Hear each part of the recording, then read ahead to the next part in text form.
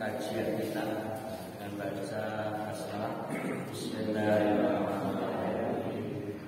Alhamdulillah wassalatu wassalamu ala Rasulillah wa ala quwwata illa billah. Syukur kepada Allah Ta'ala pada pagi hari ini kita berjumpa kembali dalam keadaan sehat walafiat dan sudah dapat ilmu tadi dari Pak Sabar yang luar biasa, dan mudah-mudahan kita semuanya bisa mengambil hikmah dan pelajaran.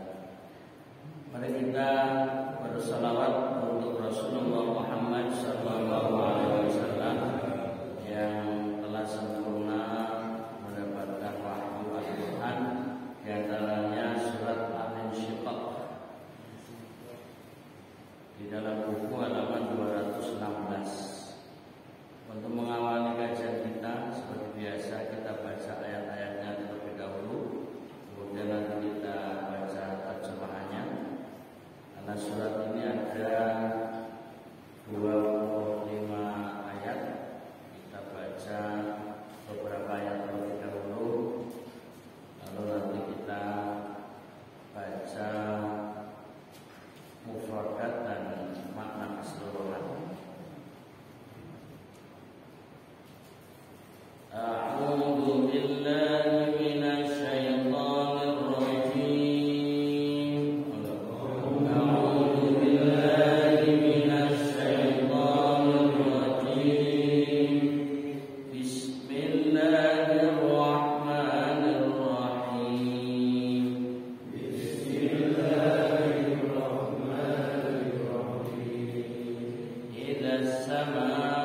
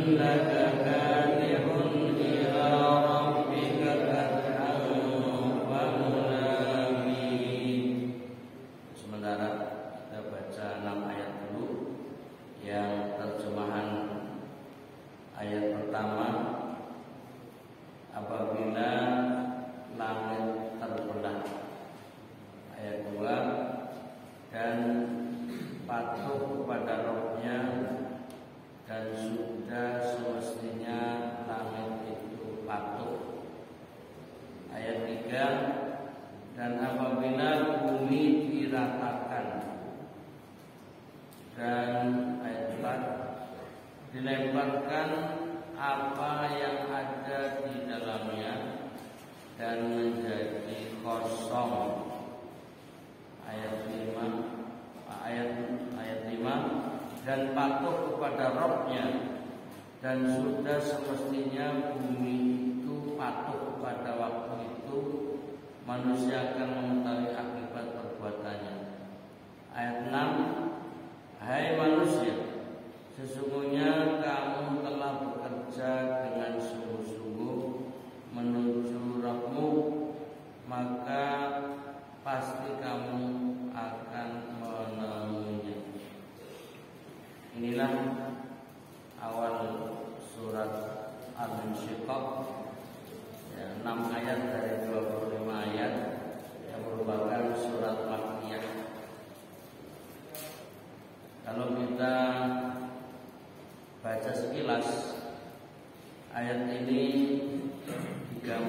pelajaran terkait dengan kiamat. Dan ini diantara ciri khas ayat-ayat makkiyah itu tentang akidah, tentang keimanan, dan diantaranya untuk iman kepada hari kiamat.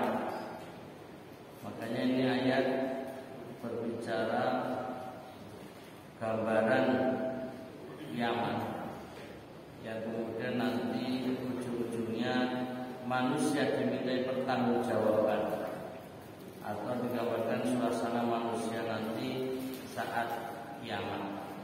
Coba kita buka kosakatanya secara mufradat di halaman 218, yaitu kata idza sama'u syaqqat, apabila langit terbelah dan rusak tatanannya. Adzinat li rabbiha, taat dan patuh kepada Rabb-nya. Ya, sekedar menambahkan keterangan bahwa dikatakan ya langit terbelah ini untuk menggambarkan kehancuran, dan ini adalah terjadi kiamat. Di langit yang umurnya sudah ribuan bahkan jutaan tahun pada akhirnya akan terbelah dan pecah, rusak tatanannya. Kemudian pada ayat kedua gambarkan wa adzinat li rabbiha wa huffat. Adzinat li rabbiha, taat dan patuh kepada Rabb-nya. Sebesar langit pun tetap taat kepada Allah Sang Pencipta. Ini luar biasa. Artinya untuk menggambarkan makhluk yang berupa as-sama atau langit yang selama ini ya kokoh kuat, ini terus taat, tapi pada masanya akan terbelah dan hancur. Wahukat, sudah semestinya bagi langit menaati perintahnya, dan ketaatan ini merupakan suatu keharusan baginya. Jadi Allah sedang menerangkan bahwa langit memang wajib taat. Nah, ini untuk mengisyaratkan bahwa makhluk Allah memang wajib taat. Langit yang sebesar itu pun harus selalu taat. Maka ini secara tidak langsung, wahai manusia, kalian itu kecil, kalian itu makhluk juga, kalian itu seharusnya taat. Jadi ayat ini seperti menyindir, langit yang besar saja taat, manusia yang kecil sombong.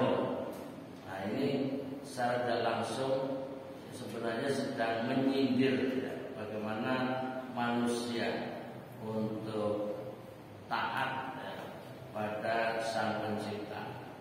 Kemudian pada kalimat berikutnya yaitu bicara tentang bumi, lawan posisi ya, langit di atas, bumi di bawah.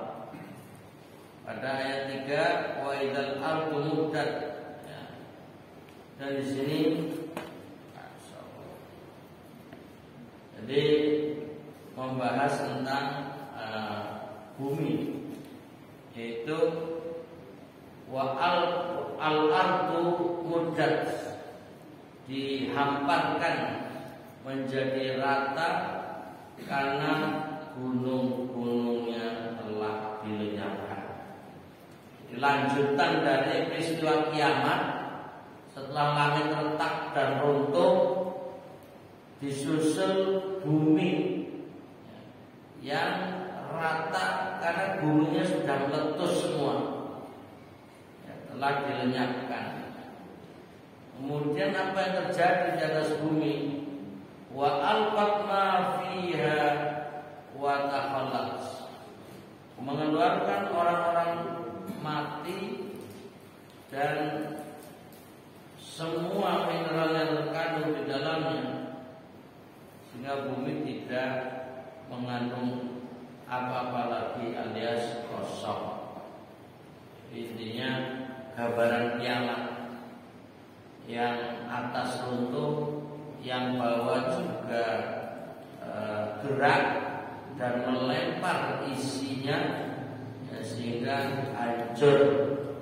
Ya, tapi digambarkan tentu orang-orang yang sudah dimakamkan atau dikuburkan di dalam bumi ini pun nantinya akan dikeluarkan, dibangkitkan dan dimintai pertanggungjawaban. Kalau dilogikakan agak sulit. Kenapa? Karena ketika bumi hancur, isi bumi pun termasuk mayat-mayat ini akan keluar kembali. Ini seakan-akan berantakan. Berantakan terus bagaimana? Nah, ini semua tentu tidak lagi pakai logika, tapi pakainya keimanan wahyu. Ya, artinya Allah akan melakukan apapun kun fayakun, akan menjadikan manusia, ya, makhluk yang dimintai pertanggungjawaban akan hidup kembali setelah kehancuran. Ya, ini tentu sudah dunianya lain, alamnya lain, ya, sudah ada tempat baru, ya, untuk proses menghadapi pertanggungjawaban di hadapan Allah. Jadi ayat-ayat seperti ini ibarat kata ini ayat masa depan. Loh, kok masa depan? Lah, kiamat kan belum terjadi, tapi sudah digambarkan suasananya. Maka ayat seperti ini adalah ayat masa depan, ya, nanti akan terjadi seperti ini. Allah sudah menggambarkan. Jadi boleh dibilang ayat-ayat kiamat itu adalah ayat-ayat masa depan. Kemudian dalam Al-Quran itu ada ayat-ayat masa lalu, cerita penciptaan langit, cerita penciptaan bumi, kemudian juga tentang Nabi Adam, kemudian cerita-cerita para nabi dan seterusnya. Itu ayat-ayat masa lalu. Dan kisah-kisah masa lalu dalam Al-Quran ada sekitar sepertiganya. Jadi sepertiga isi Al-Quran dan cerita, kisah, berbagai macam kisah. Dan ada ayat-ayat masa kini. Nah, biasanya untuk anjuran beriman, beramal soleh, ya. Nah, ini adalah ayat-ayat masa kini. Apa yang harus kita lakukan sebagai hamba Allah? Intinya Al-Quran itu komplit, bicara masa lalu, bicara masa kini, dan juga bicara masa depan. Semua ada di dalam Al-Quran. Nah, ini juga termasuk ayat-ayat yang secara ilmu membahas tentang langit, ya, jadi astronomi, kemudian juga tentang bumi. Artinya ini bicara tentang ya bumi, ya. Jadi apapun ilmunya, sesungguhnya kalau kita membaca Al-Quran akan mendapatinya. Hanya istilah-istilahnya saja yang mungkin bervariasi. Kemudian selanjutnya pada kosakata di sini wa alqat ma fiha wa taqallat, mengeluarkan orang-orang mati dan semua mineral yang terkandung di dalamnya, sehingga bumi tidak mengandung apa-apa lagi alias kosong. Kemudian kadibun, ini ayat yang ke-6 yang kita baca. In ya ayyuhal insanu innaka kadihun ila rabbik.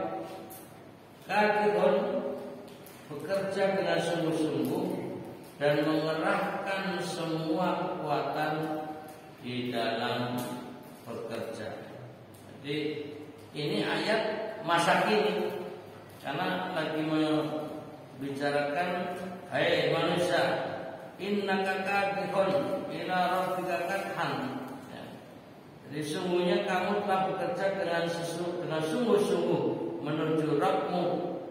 Ini artinya sudah menggambarkan kerja kerasnya manusia saat ini. Maka ayat masa kini. Kemudian ila rabbika kadhan famulaqi. Maka pasti kamu akan menemuinya. Jadi ada balasannya. Nah di sini kadhun. Kemudian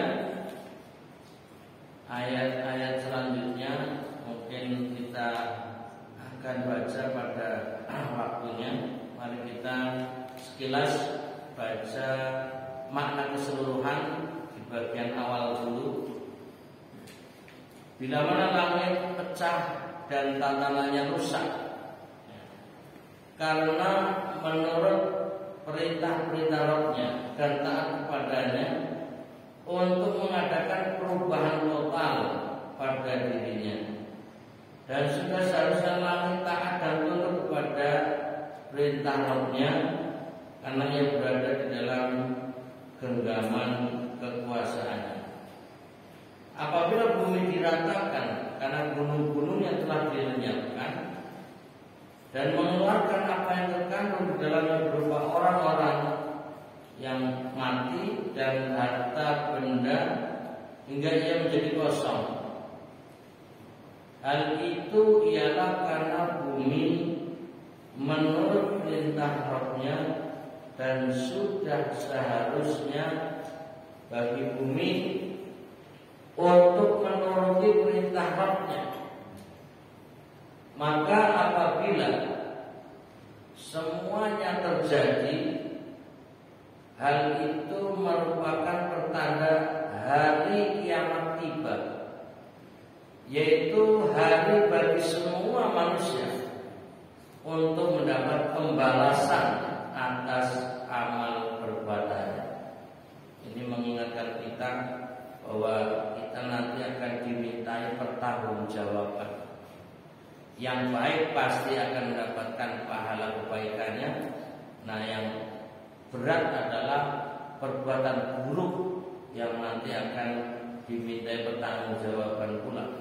Karenanya kita memanfaatkan waktu hidup kita untuk kebaikan-kebaikan dan menjauhi keburukan-keburukan.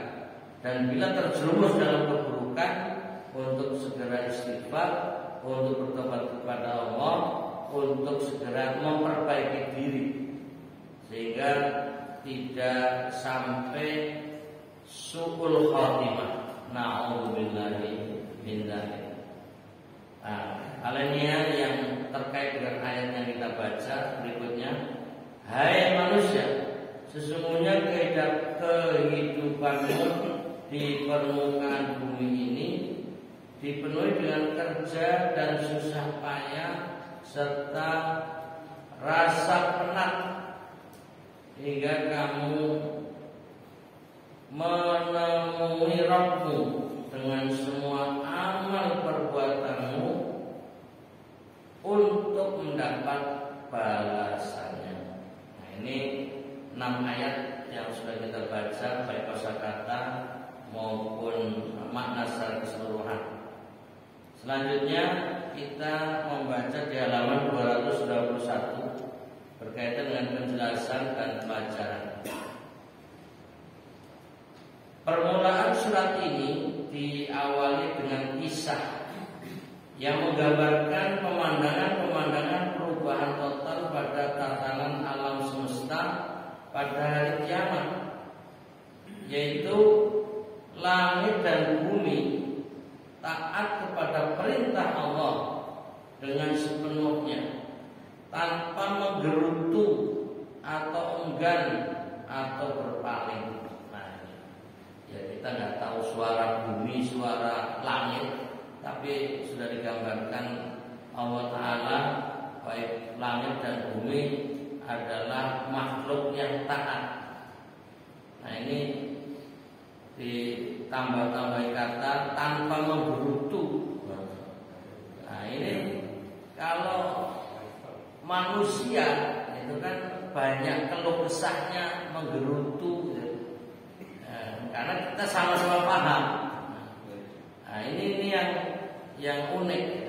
Kalau langit dan bumi selalu taat, sementara manusia kadang ada taat, ada maksiat. Ini kadang silih berganti, berdampingan, bersamaan. Ada sisi ini adalah taat, tapi bersama dengan itu atau diselangi di antara itu melakukan maksiat, lalu menggerutu umpamanya. Nah ini kan tambahan-tambahan bahwa manusia seringkali khuliqa halu'a, diciptakan penuh dengan keluh kesah. Ya, dikasih rezeki masih merasa belum cukup atau merasa kurang. Ya. Dikasih kesehatan tidak dimanfaatkan kesehatannya untuk taat kepada Allah, ya, dan lain sebagainya. Jadi seringkali kurang bisa memanfaatkan kesempatan. Nah, ini bumi, langit taat tanpa menggerutu dan enggan atau berpaling. Jadi kalau manusia bisa saja mendapatkan julukan yang baik, mukmin, muslim, ya, kemudian muhsin, tapi ada yang buruk, ya, namanya kafir, ya, musyrik, munafik, ya, fasik.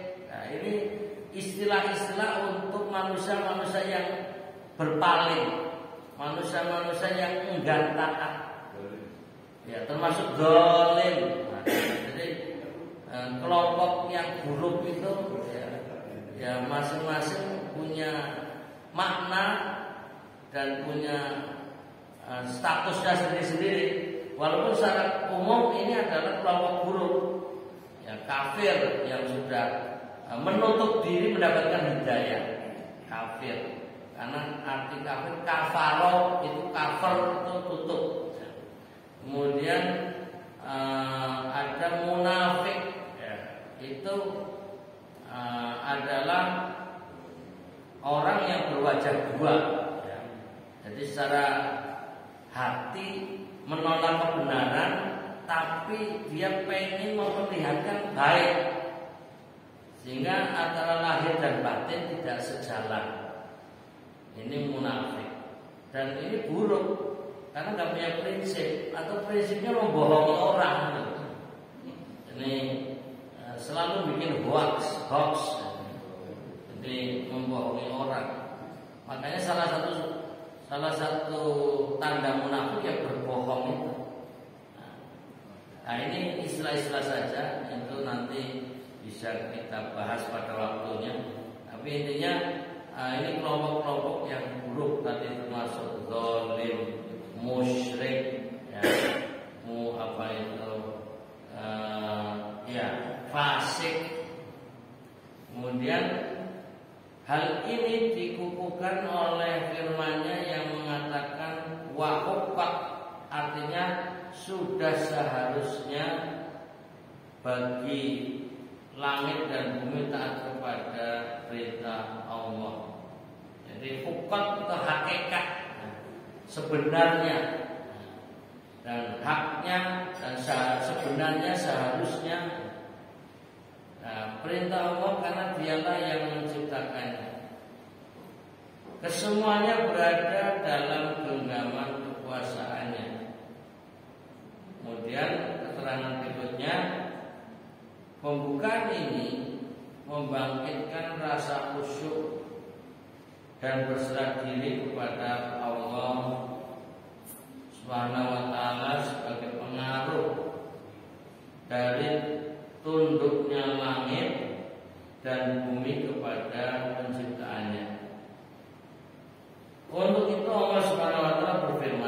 ini kan pengantar. Dan ayat-ayatnya sudah kita baca, tapi kita ulangi lagi. A'udzubillahi minasyaitonir rajim. Idza samaa'u syaqqat wa adinat li rabbiha wa huqqat wa idzal ardu muddat wa alqat ma fiha wa takhallat wa adinat li rabbiha wa huqqat.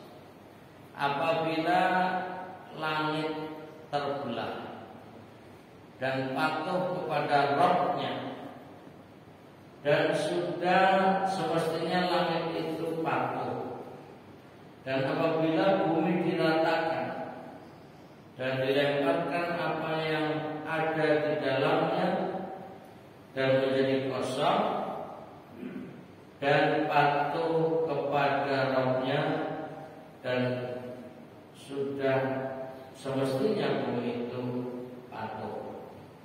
Nah, kalau kita perhatikan dari sisi redaksi, ya tidak melihat sisi makna, tapi tulisan dari ayat 1 sampai ayat 5 semuanya berakhiran huruf taknis, ya. Insyaqqat, huqqat, muddat, takhallat, huqqat. Inilah satu di antara keindahan Al-Quran, menggambarkan kiamat yang mengerikan saja masih menggunakan bahasa indah. Jadi Allah selalu merangkai ayat-ayat Al-Quran dengan bahasa halus, bahasa indah, bahasa sastra, ya. Jadi ini berakhiran huruf tak semua. Nah, ini tentu salah satu kemukjizatan Al-Quran, ya, yang walaupun bicara kiamat masih bahasanya adalah bahasa yang puitis, ya, yang puitis. Ini dari sisi tinjauan tulisan, ya, dan bacaan. Kemudian keterangan ini ngomong-ngomong sampai jam berapa? Kita tadi subuhnya jam berapa? Maksudnya begini, biarpun kajian saya mulainya telat, yang penting akhirnya tepat. Dan kalau memang sudah waktunya jam 6 sholat syuruk, ya sudah. Ya, nah, sedikit lagi boleh, ya? Sedikit lagi untuk satu ayat lagi.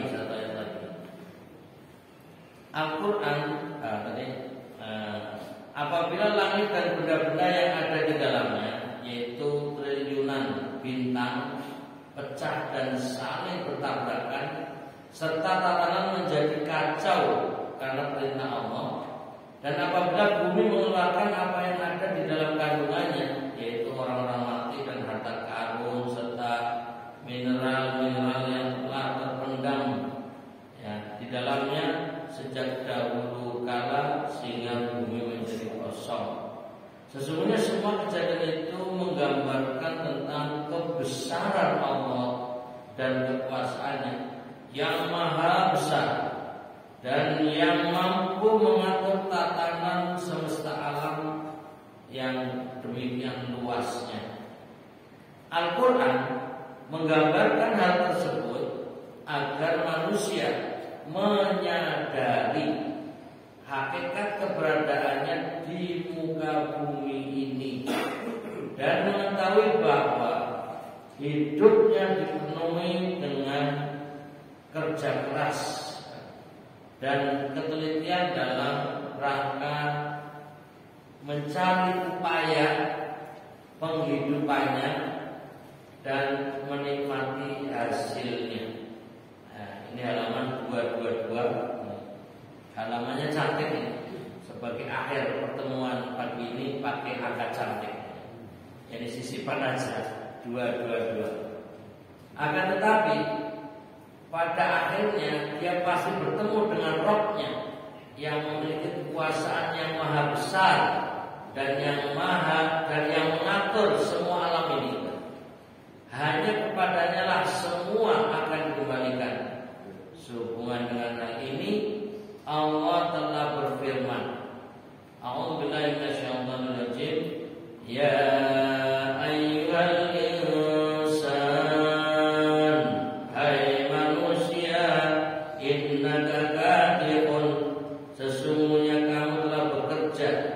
ila rabbika qadha, dengan sungguh-sungguh menuju Rabbmu, famulaqi, maka pasti kamu akan menemuinya. Sesungguhnya ya, tempat kembali manusia kelak pada hari kiamat ditentukan oleh amal perbuatannya. Amal perbuatannya sendiri yang telah dicatat oleh para malaikat pencatat di dalam kitab. Nah, nanti pada ayat berikutnya digambarkan suasana penerimaan rapot. Nah, jadi hasil kerja di dunia akan diberikan catatannya. Di akhirat ada yang pakai tangan kanan, ada yang diberi dengan tangan kiri. Nah, bagaimana? Tentu kita akan membacanya insya Allah pada kesempatan yang akan datang. Mudah-mudahan tetap sehat walafiat, tetap semangat, istiqomah dalam thalabul ilmi, dalam ibadah, dan mudah-mudahan kita ahlul jannah. Amin ya rabbal alamin. Al-afwu minkum, mohon maaf lahir batin. Aku qouli hadza astaghfirullah lakum. Subhanakallahumma wa bihamdika asyhadu an la ilaha illa anta astaghfiruka wa atubu ilaik. Assalamu